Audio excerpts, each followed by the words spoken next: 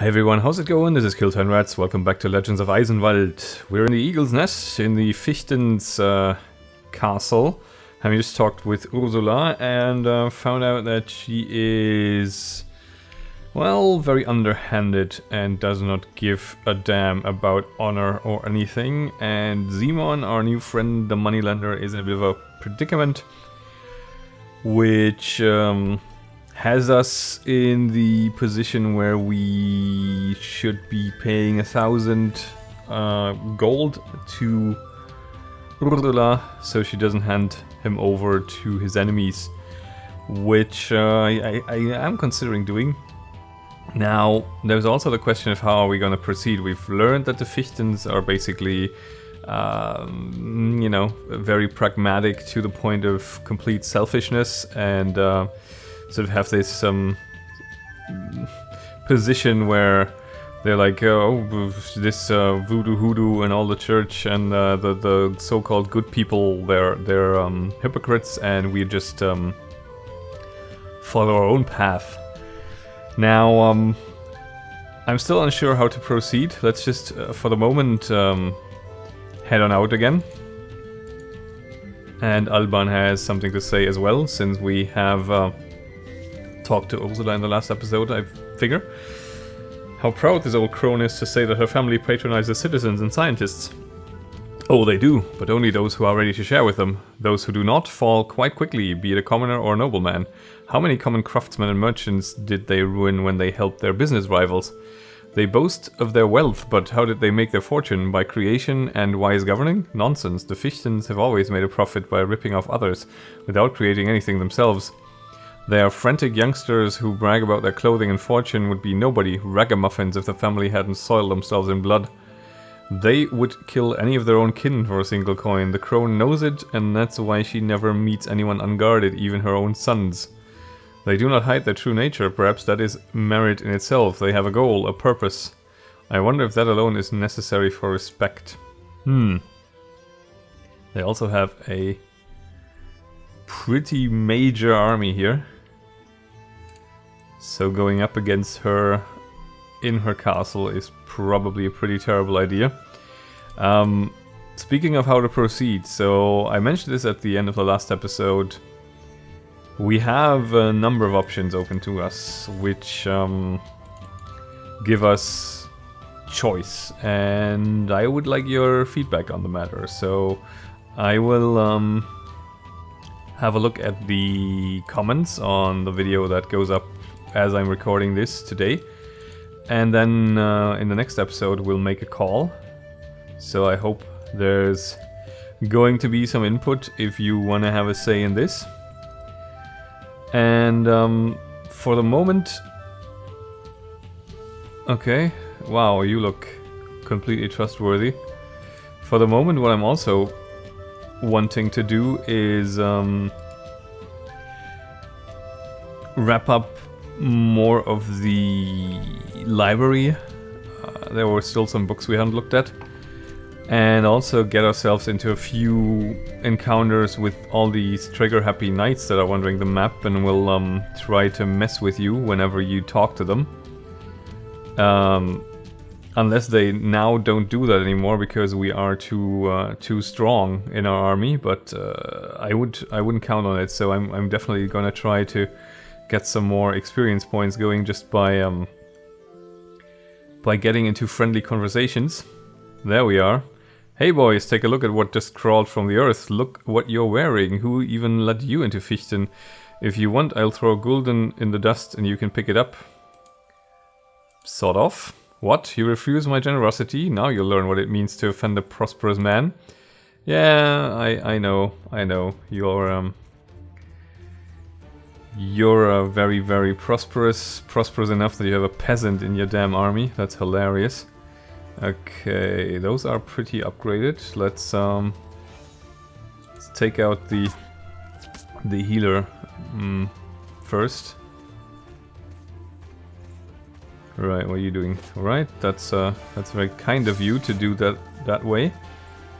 Are we shielding? Or are we blessing someone? Adds his total willpower to his physical damage. Yep. I think we're gonna bless this gentleman here. Because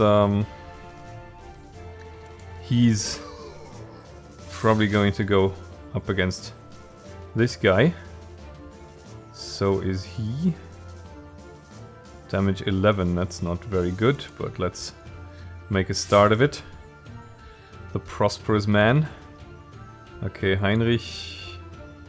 Maybe you'll go and kill here. And we'll put some... Wait, they don't have ranged troops, they can't attack him this turn, so we can probably throw some invigoration on the people that are actually going to get hit. It's 42 damage, that looks a little better. How about that now, my friend? Still feeling cocky? Okay, there we have a ghost. Okay, and the ghost seems to like going up against Heinrich. That's also fine. Let's invigorate here. So these guys aren't going to take massive hits. We can damage the ghost with a good father. I think we're gonna actually do that. Right, fair enough. Nice counterattack there. And take the healer down. There we go. That wasn't very impressive, and the counterattack was. Okay, how are we doing for... Say hello to my Inquisition. There we go. I guess we can take down the... let's set to work on these spear assholes. Okay. We'll wait with this unit. There he goes. Restore the health of him, so he can actually survive the counterattack. Bang the peasant into the ground.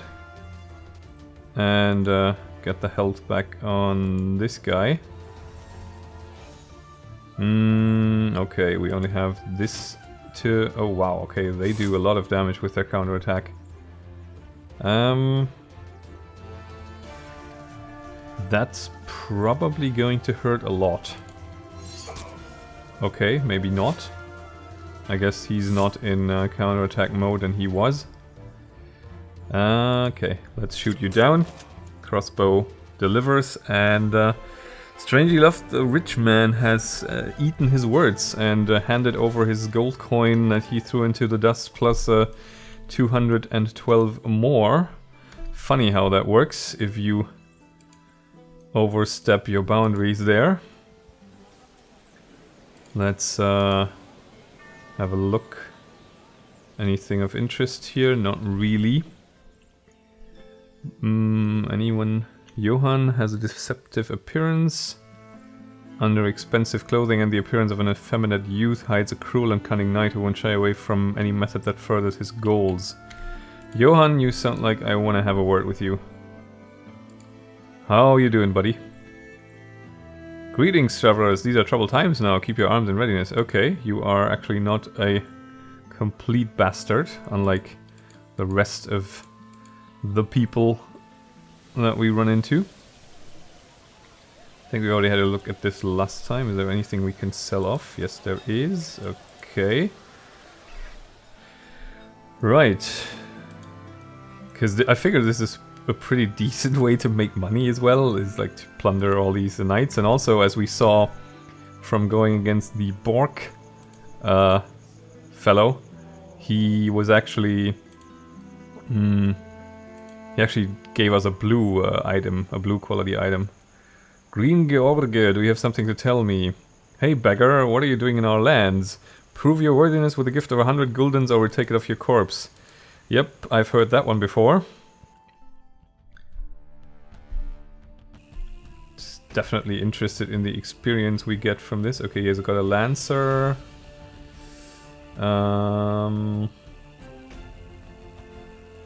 Right, I think we wanna go after... Oh, that's scary. Go into aim shot mode so we can do a bit more damage. And hope for the best. Let's give this guy a blessing again so he can do a number on him. Okay, they go into aim shot mode as well. That's fair enough, actually. Let's invigorate him and the priest, because I think we will be able to take him down, or... Yeah, we can. Okay, that's nice. So we'll have these two being based by scary troops. Let's get a hit on this guy so he gets stunned and doesn't do as much damage. Yep. And that's fine. Oh, nice. He can attack over 2 tiles. I'm gonna make a start on one of you fellows here. Can't remember which one went into aimed shot mode. This is also really handy against knights and whatnot. Let's go with him. Okay, that's fine. I will attack here. And... Okay, that's not a lot of damage you're doing there with your aimed shot. If that increases your damage by 150%, I'm not sure. I want to know what your damage would have been otherwise. Oh dear. These guys are pretty well armored, eh? But yeah, of course the enemies do not stand still and also level up when we do. So they will at some point get their troops fairly high on up. And we'll just have to keep pace somehow. I don't think we're actually doing that badly. Oh dear. Okay, that was the combination that you never can really prevent, but that's fine. I guess we'll heal him. And bash this guy into the ground. Yeah, that's fine. Heinrich, take the Lancer down. And now we'll get back to work on these guys. Let's base him. And give him a poke. I guess they have decent range defense most of all.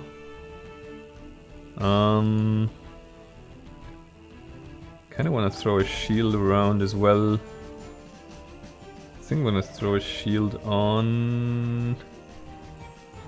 Actually no, let's increase the damage output a little.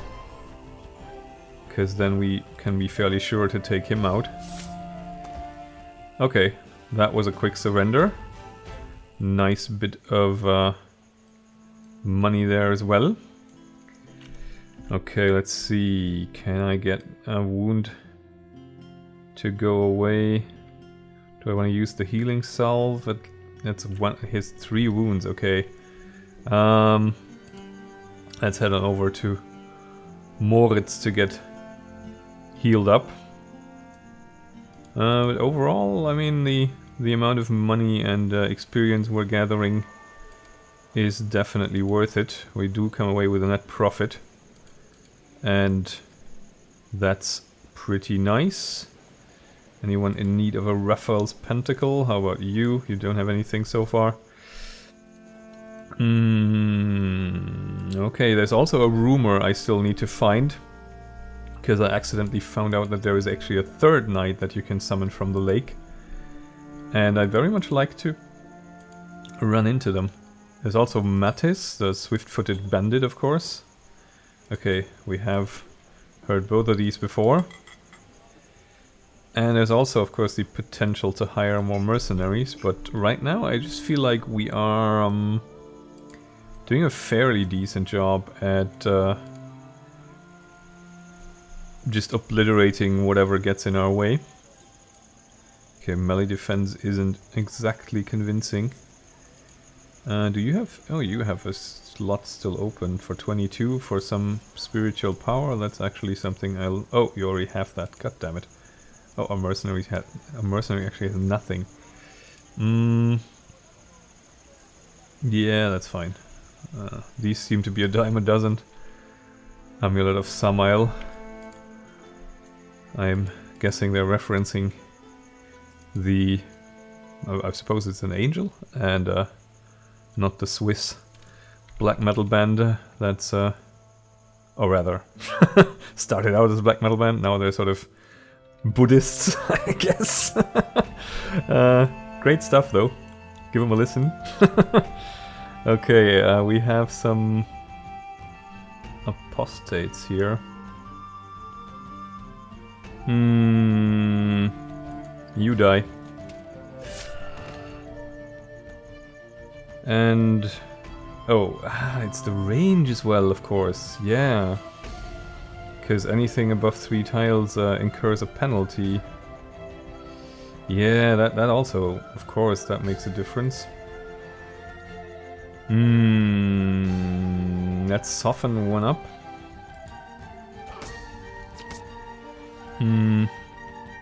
So we can take him down and go at it from this side, so we can actually have the choice to go to wreak havoc on the back row then.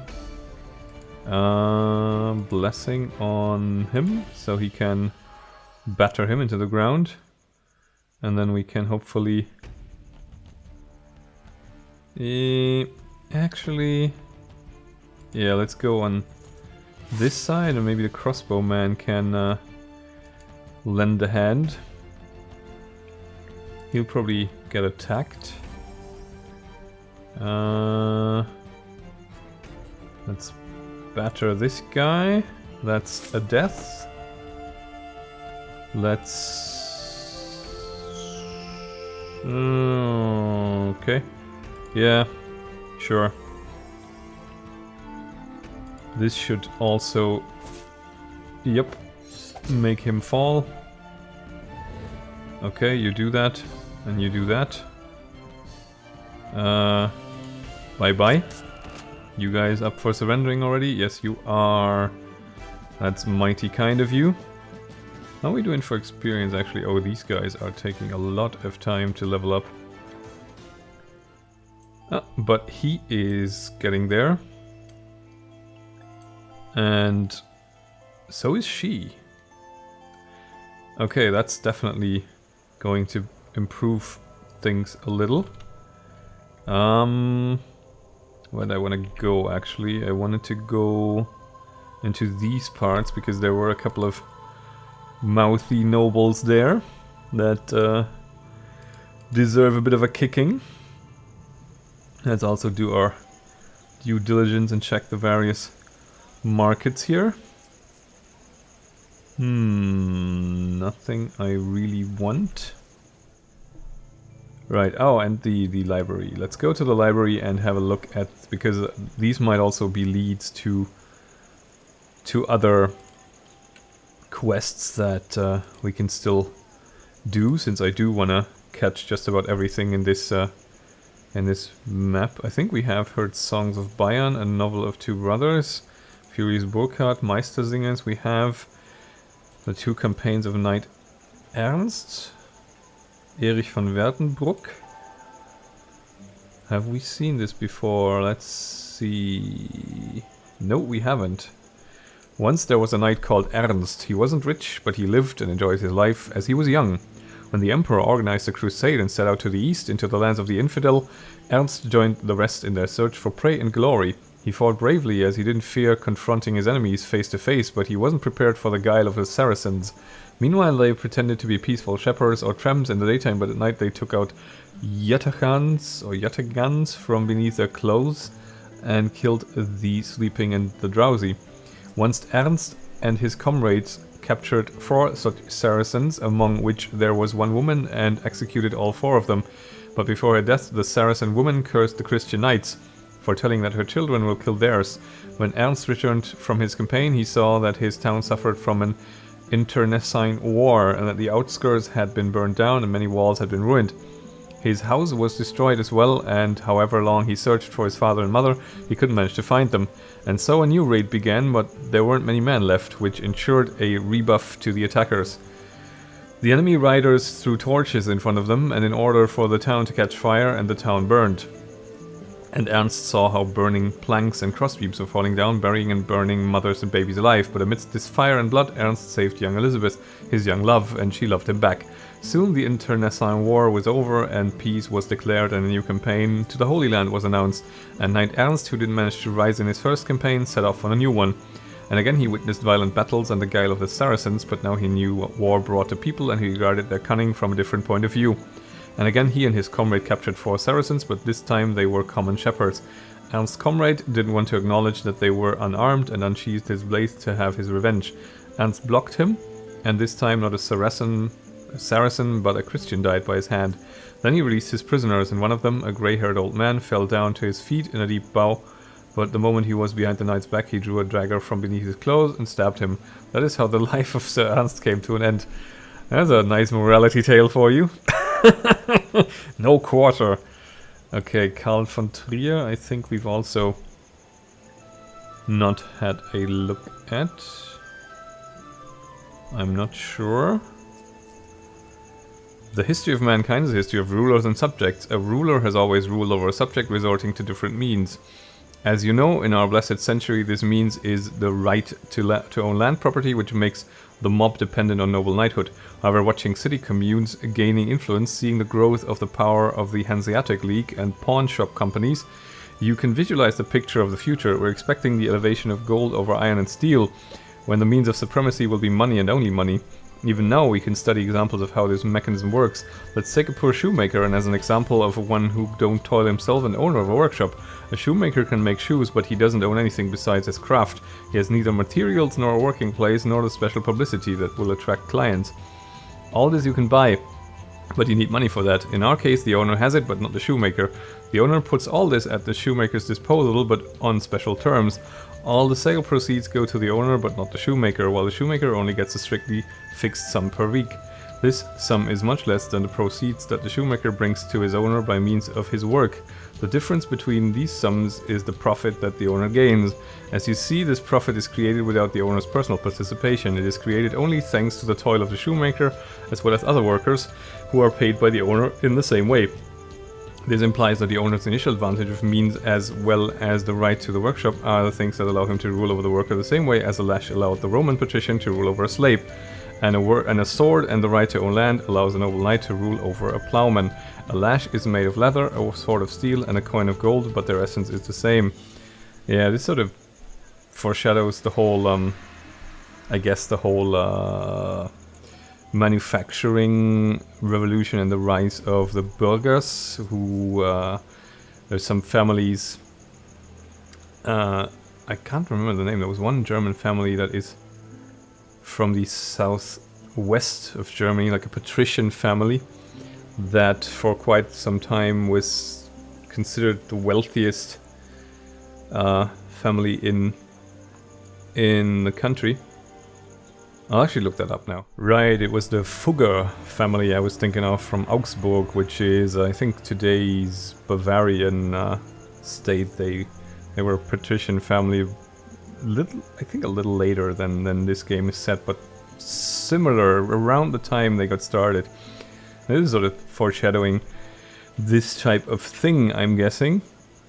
And we got the bookworm achievement out of it, which is nice. And I always think it's a shame to ignore, you know, the lore writing in a game like this. Okay, there's someone hanging out in here. It's Eduard von Kohlsitz. Let's see if he wants to start something if we talk to him. Greetings, traveler. These are troubled times now. Keep your arms in readiness. Okay, he doesn't want to start anything with us. That's mighty kind of him. Okay, let's hang out somewhere else. And actually, yeah, we could go and take take our money from our castle here. We'll also have to pay our healer woman again, who is getting quite expensive.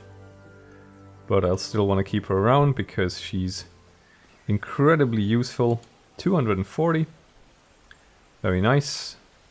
These guys are gathering their experience. Oh, we already have some pretty nicely level up archers soon enough.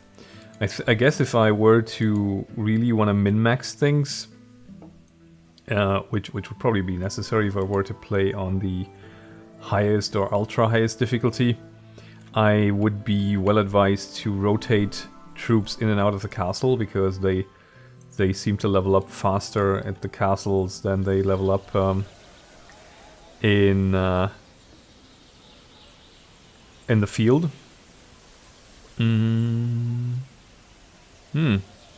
Also nice. Let's get this for her.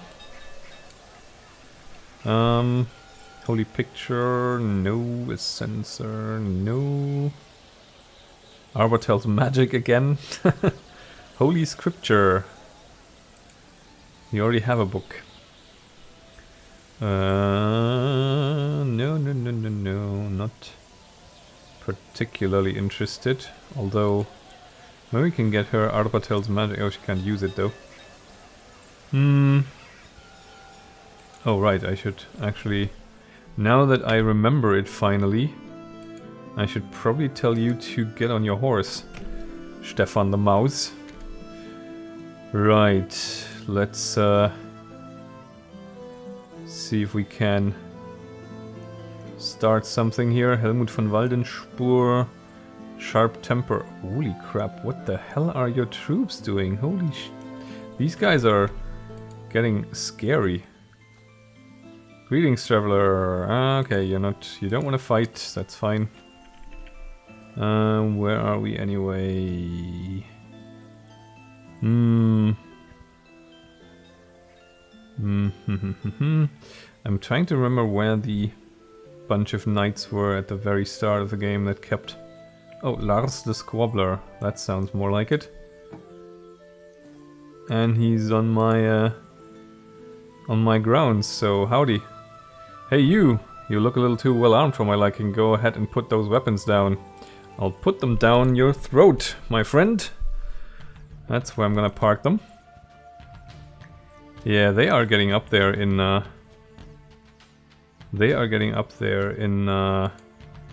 in levels.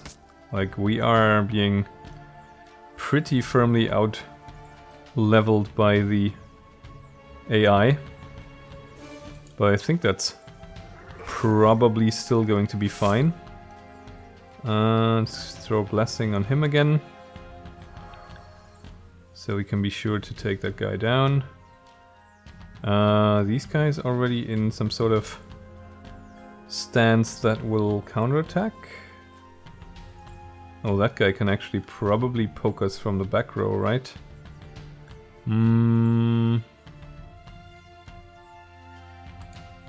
Let's do this then.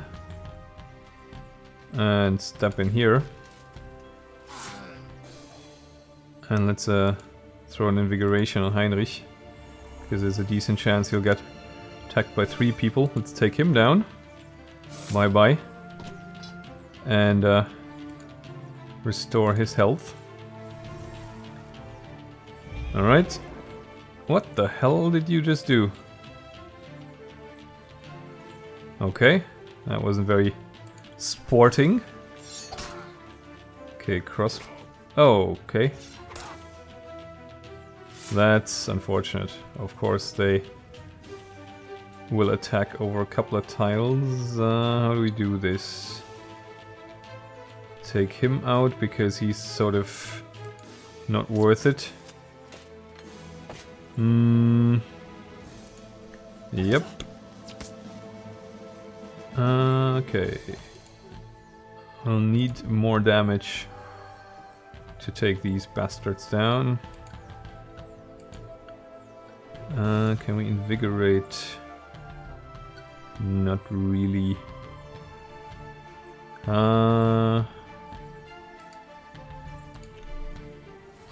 give him his health back and have him throw down here.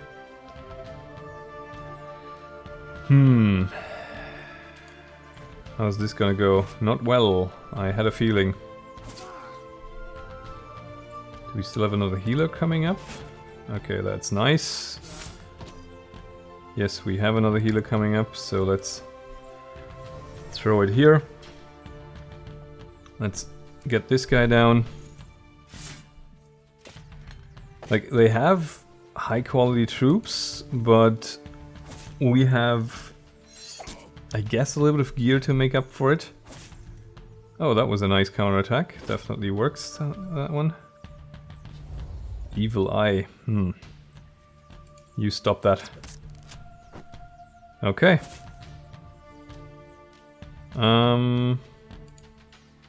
Start a bit of something with there.